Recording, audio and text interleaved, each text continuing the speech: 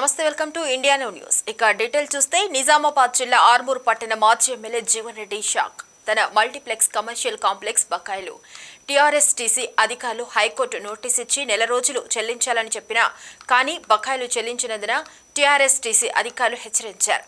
లేని ఎడల సీజ్ చేస్తామని హెచ్చరిక.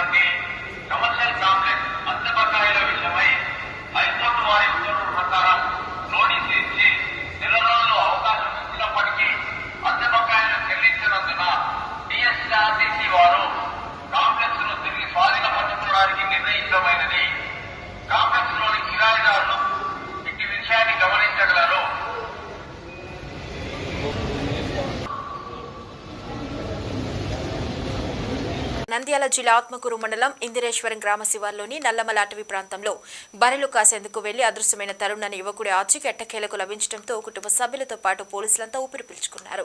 నిన్న ఉదయం తరుణ్ అనే 22 సంవత్సరాల యువకుడు బర్రెలు కాసేటందుకు నల్లమల అడవి ప్రాంతంలోకి వెళ్లాడు. అయితే ఉదయం వెళ్లిన తరుణ్ అర్ధరాత్రి అయినప్పటికీ ఇంటికి రాకపోవడంతో అనుమానం వచ్చిన కుటుంబ సభ్యులు ఆత్మకూరు పోలీసులకు ఈ రోజు ఉదయం ఫిర్యాదు చేశారు. నల్లమల అడవి ప్రాంతంలోకి బర్రెలు కాసేందుకు వెళ్లిన తరుణ్ దట్టమైన నల్లమల అడవి ప్రాంతంలోకి వెళ్లడంతో దారి తప్పిపోయి చివరికి ప్రాణాలతో కిష్టాపురం గ్రామానికి చేరుకోవడం జరిగిందని పోలీసులు తెలిపారు.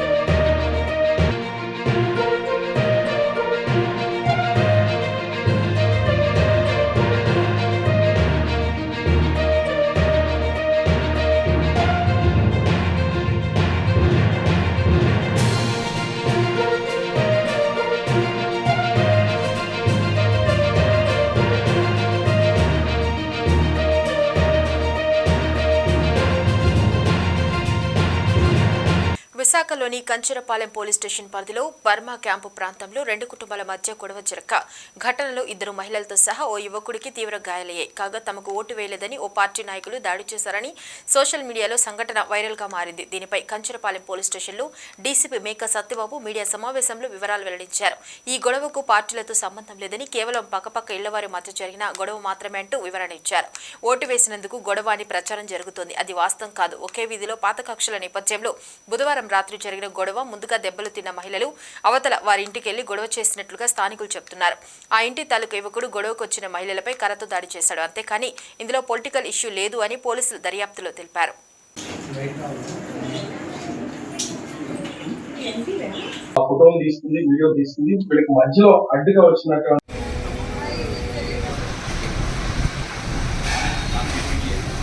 కంచెరపాలెం బర్మా క్యాంప్లో ఉంటున్నటువంటి నౌకరత్నం, శంకర నౌకరత్నం అలియాస్ నిరీషా ఎంఐ కేజీహెచ్లో ఇచ్చినటువంటి ఎమ్మెల్సీ ప్రకారం ఒక ఎఫ్ఐఆర్ చేయడం జరిగింది. ఇది 307, 354, 324, 323 రెడ్ విత్ 34 ఐపీసీ కింద ఎఫ్ఐఆర్ చేయడం జరిగింది. దీని ప్రకారం అక్కడే రెండు ఇల్లులు అవతల నౌకరత్నం వాళ్ళకి 2 హౌసెస్ అవతల ఉంటున్నటువంటి ఆశ, ఈ కనకరత్నం వాళ్ళ ఫ్యామిలీకి ఇంతకుముందు కూడా గ్రడ్జెస్ ఉన్నాయి. ఒకళ్ళు తిట్టుకుంటూ అట్లా ఉంటారు. నిన్న కూడా ఈ ఆశకి కనకరత్నం వాళ్ళకి, అదేవిధంగా ఈ నౌకరత్నం వీళ్ళకి గొడవ జరిగింది. గొడవ జరిగినప్పుడు వీళ్ళు ఇతను కజిన్ అయినటువంటి లోకేష్ అన్న అతన్ని కాల్ చేస్తే, అతను ఇంకొక 300-400 మీటర్స్లో అక్కడే ఉంటాడు బర్మా క్యాంపులో. అతను వచ్చి వీళ్ళని గట్టిగా కొట్టడం జరిగింది. ఒక కర్రతోటి గట్టిగా కొట్టడం జరిగింది. హెడ్ ఇంజరీస్ అయింది. దీని మీద అటెంప్ట్ టు మర్డర్ 307, ఉమెన్తో ఇండీసెంట్గా అవుట్రేజింగ్, ఇది మోడెస్టీ ఉన్నాయి కాబట్టి 354. అదేవిధంగా యాసాన్ అమ్మాయి రాడ్తో కూడా కొట్టడం జరిగింది. దానివల్ల 324, 323 మొత్తం మీద 5 మంది మీద ఈ కేసు ఎఫ్ఐఆర్ చేయడం జరిగింది. ఆల్రెడీ ముద్దాయిని రిమాండ్ కూడా పంపించడం జరిగింది. ఇది 100% ఎటువంటి రాజకీయ విద్వేషాలతో జరిగినటువంటి సంఘటన కాదు. ఇది పూర్తిగా వ్యక్తిగతమైనటువంటి గొడవల వల్ల జరిగినటువంటి సంఘటన. ఫస్ట్ పోలీస్ స్టేషన్ కూడా రాలేదు వాళ్ళు డైరెక్ట్గా కేజీహెచ్కి వెళ్ళారు. దెబ్బలు తగిలిన వెంటనే కేజీహెచ్ అవుట్ పోస్ట్లో వాళ్ళు అక్కడ రికార్డ్ చేసినటువంటి స్టేట్మెంట్ మీదే ఎఫ్ఐఆర్ చేయడం జరిగింది. It's not a political rivalry. It was happened purely on personal quarrels, personal grudges. ముగ్గురు జరిగింది. ఈ నౌకరత్నం అలియాస్ నిరీషా, నెక్స్ట్ ధనలక్ష్మి, వాళ్ళ మదర్ ధనలక్ష్మి, సన్ మణికంఠ. ఇంకెవ్వరు పరారీలో లేరు. దీంట్లో 5 ముద్దాయిలు ఉన్నారు. దాంట్లో లోకేష్ అన్న అతను ప్రధానమైనటువంటి A1 ముద్దాయి. అతని మీద 307 వస్తుంది కాబట్టి అతని రిమాండ్కి పంపించడం జరిగింది. మిగతా వాళ్ళ మీద 324, 323 ఈ సెక్షన్స్ వర్తిస్తాయి కాబట్టి వాళ్ళు Part 1 CRPC నోటీస్ ఇవ్వడం. పొలం పనికి వెళ్లిన 5గురిపై పిడుగుపాటు. వేములవాడ మున్సిపల్ పార్టీలోని శాతరాజుపల్లిలో వ్యవసాయం పొలం వద్ద ఈ ఘటన జరిగింది. వర్షం కారణంగా చెట్టు దగ్గర నిల్చుకున్న కంబాల శ్రీనివాస్, కొమురవ్వ, ఎల్లవ్వ, దేవయ్య, శ్రీనివాస్ పిడుగుపాటుతో కంబాల శ్రీనివాస్ అక్కడికక్కడే మృతి. మరో 4గురికి గాయాలు, ఆసుపత్రికి తరలింపు.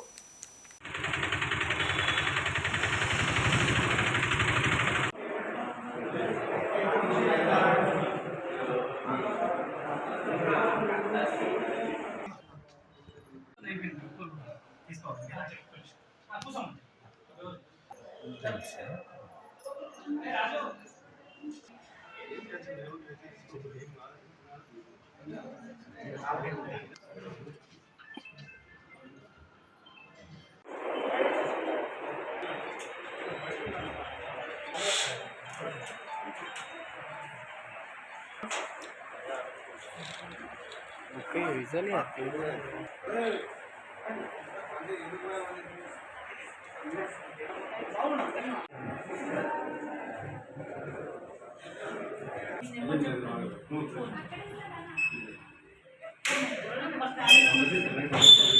విశ్వసనీయ సమాచారం మేరకు సైబరాబాద్ ఎస్ఓటీ మాదాపూర్ టీం మరియు కూకట్పల్లి పోలీసులు కూకట్పల్లి స్టేషన్ పరిధిలోని శేషాద్రి నగర్లో ఇద్దరు యువకులను అదుపులోకి తీసుకుని వారి వద్ద నుండి 3 గ్రాముల MDMA డ్రగ్ను స్వాధీనం చేసుకుని వారిని విచారిస్తున్నారు. బెంగళూరులో పనిచేస్తున్న వీరి మిత్రుడైన ప్రేమ్ సాయి అనే యువకుడు వీరికి సప్లై చేస్తున్నట్లు తెలుస్తోంది. మరో కేసులో సైబరాబాద్ ఎస్ఓటీ మాదాపూర్ టీం మరియు జగద్గిరిగుట్ట పోలీసులు జగద్గిరిగుట్ట PS పరిధిలోని బాలకృష్ణ హైస్కూల్ తులసినగర్ వద్ద ఇద్దరు విద్యార్థులను పట్టుకుని 2 చిన్న జిప్ట్ కార్లలో 3 గ్రాముల MDMA డ్రగ్ చిన్న ప్యాకెట్లలో ఉన్న 45 గ్రాముల గంజాని స్వాధీనం చేసుకున్నారు. విచారణలో రోహిత్ అనే విజయవాడకు చెందిన యువకుడు ఇంతకుముందు బెంగళూరు విమానాశ్రయంలో పనిచేశారు. హైదరాబాద్కు వచ్చి డ్రగ్ డెలివరీ చేశాడు అని తెలుస్తోంది.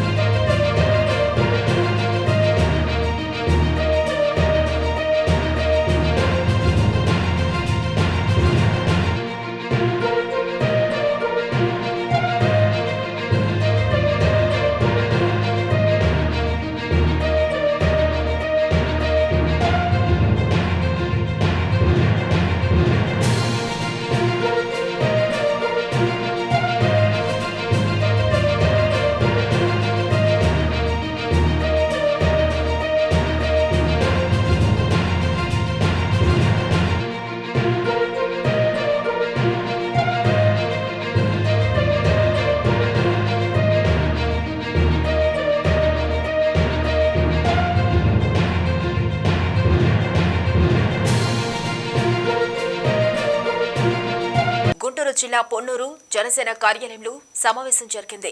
ఈ సమావేశంలో జనసేన నాయకులు మాట్లాడుతూ ఈ నెల 13వ తారీఖు జరిగిన ఎన్నికలలో కూటమి అభ్యర్థి నరేంద్ర కుమార్ 20,000 మెజార్టీతో గెలుస్తారని ఉత్సాహంగా ఈ 2 నెలలు మాతో ఉంటూ పనిచేసిన కార్యకర్తలకు జన సైనికులకు ఇంటింటికి వెళ్లి ఓట్లు అభ్యర్థించిన మా శ్రేయోభిలాషులకు కృతజ్ఞతలు. పొన్నూరు నియోజకవర్గంలో కూటమి తరపున పోటీ చేసిన నరేంద్ర కుమార్ గెలుపు ఖాయమైంది. ఓటర్లు కావాల్సిన సౌకర్యాలు సమకూర్చడంలో మా జన సైనికులు కృషి మరువలేనిదని వ్యాఖ్యానించారు. పొన్నూరు నియోజకవర్గ పరిధిలోని జనసేన టీడీపీ బీజేపీ కార్యకర్తలకు నాయకులకు అభినందనలు కృతజ్ఞతలు. మీడియా మిత్రులకు నమస్కారం. జనసేన పార్టీ మా అధినాయకుడికి నమస్కారం. మా అధినాయకుడు ఉమ్మడి అభ్యర్థి ఎన్ఐ కూటమికి ఆ పిలుపు వరకు మేము ప్రతి గ్రామంలో ప్రతి మండలం మొత్తం పొన్నూరు నియోజకవర్గం పొన్నూరు టౌను ప్రతి ఓటర్లకి ఉమ్మడి అభ్యర్థిగా తూలిపల్లి నరేంద్ర కుమార్ గారికి 20,000 మెజార్టీతో భారీగా ఉమ్మడి అందరు కలిపి ప్రతి ఇంటింటి తిరిగి ఓట్లు వేయమని చెప్పి ప్రతి మండలం ప్రతి గ్రామంలో తిరిగి మేమందరం కలిపి టౌన్ ప్రెసిడెంట్ గారు మండల ప్రెసిడెంట్ గారు జిల్లా కార్యదర్శి గారు టౌన్ ఉపాధ్యక్షులు గారు నాగకృష్ణ గారు శ్రీధర్ గారు అందరం కలిపి మేము కారేసుకొని ప్రతి గ్రామంలో తిరిగి నరేంద్ర కుమార్ గారికి భారీ విజయం కోసం మేము పోరాడాము. పవన్ కళ్యాణ్ మాత్రం స్థిరత వహించి ప్రతి ఒక్కరు ఆయన ఆశయాలు ఆయన సిద్ధాంతాలు నచ్చి ఈ కూటమికి ఓట్లేసి గెలిపిబడును. జై జనసేన, జై జై జనసేన. మీడియా మిత్రులకు అందరికీ నమస్కారం. 13వ తారీఖు జరిగిన ఎన్నికల్లో కూటమి అభ్యర్థి అయిన ధూళిపాల నరేంద్ర కుమార్ గారికి మన జనసేన పార్టీ కార్యకర్తలు వీర మహిళలు అందరూ చాలా ఉత్సాహముగా ఈ ఎలక్షన్లో ధూళిపాల నరేంద్ర కుమారు విజయానికి అఖండ విజయానికి కృషి చేసి విజయం ఈ 6 సంవత్సరాల్లో చేయని ధూళిపాల నరేంద్ర కుమార్ చూడని వ్యక్తులు 7వసారి 20,000 మెజార్టీకి పైగా గెలుస్తారని మేము ఆశిస్తున్నాం. ఎండని కూడా లెక్క చేయకుండా ప్రజలు అందరూ వృద్ధుల దగ్గర నుంచి మహిళల దగ్గర నుంచి బాలింతలు కూడా ఎండలో నిలబడి ఓటు వినియోగించుకున్నారు. 6 గంటలకు పూర్తి అవ్వాల్సిన ఎలక్షను 8 గంటల వరకు సజావుగా జరిగింది. కాబట్టి అందరికీ ధన్యవాదాలు తెలుపుకుంటున్నాను జనసేన తరపు నుండి. జై జనసేన, జై పవన్ కళ్యాణ్. ఆంధ్రప్రదేశ్లో జరిగిన అసెంబ్లీ పార్లమెంటు ఎన్నికలు ఎన్డీఏ కూటమి అభ్యర్థిగా మా నరేంద్ర కుమార్ గారిని నిలబెట్టడం జరిగింది. ఈ ఎలక్షన్లో మేము నిరంతరం కృషి చేసి ప్రతి గ్రామానికి వార్డులకు తిరిగి జన సైనికులు బీజేపీ అలాగే టీడీపీ ఎన్డీఏ కూటమి మూడు పార్టీలు కలిసి గ్రామ గ్రామాలకి వార్డుకి తిరిగి కార్నర్ మీటింగులు అన్ని వర్గాల్ని కవర్ చేసుకుంటూ మేము నరేంద్ర కుమార్ విజయానికి శాయశక్తుల కృషి చేసి అఖండ మెజారిటీతో గెలిపిస్తామని గెలిపించి ఆల్రెడీ గెలుపు ఖాయమైపోయింది.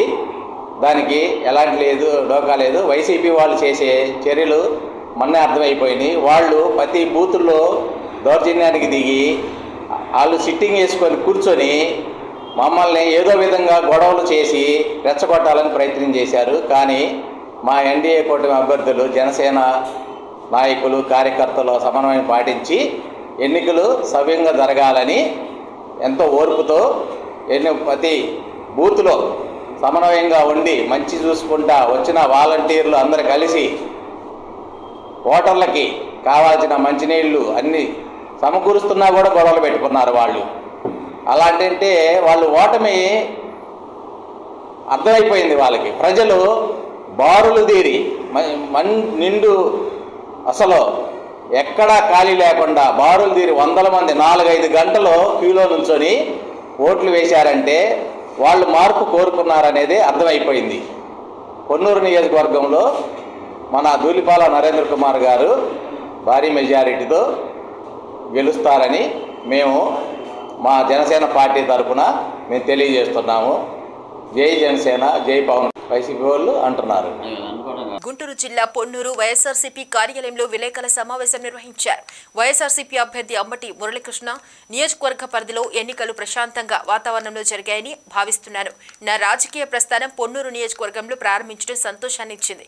గత 2 సంవత్సరాల నుంచి జగన్నామ సంక్షేమ కార్యక్రమాలు చేస్తున్నాను.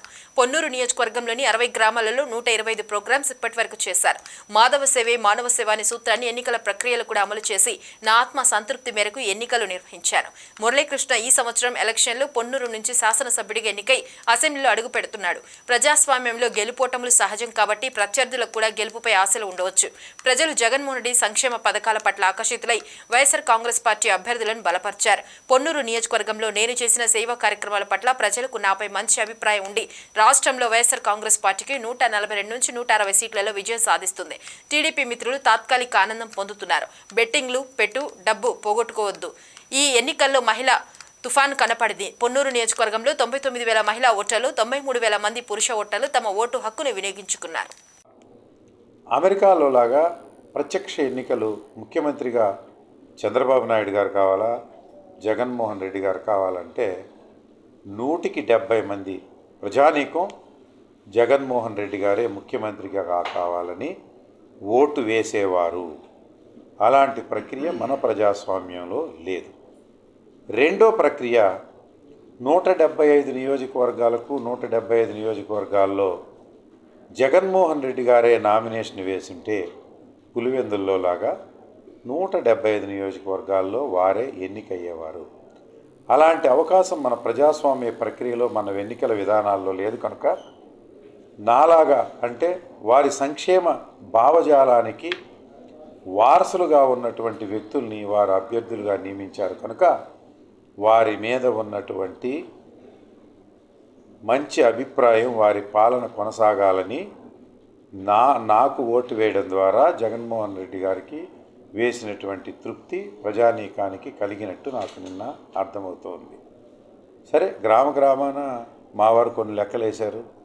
ఏమండి 10-12 వేలతో గెలుస్తారన్నారు. ఇంకొక ఆయన లేదండి 10,000తో అన్నాడు. ఇంకొక ఆయన 8,000తో అన్నాడు. ఏదో రకరకాల పొలిటికల్ అనాలిసిస్లు మా పార్టీ వారు తయారు చేస్తారు.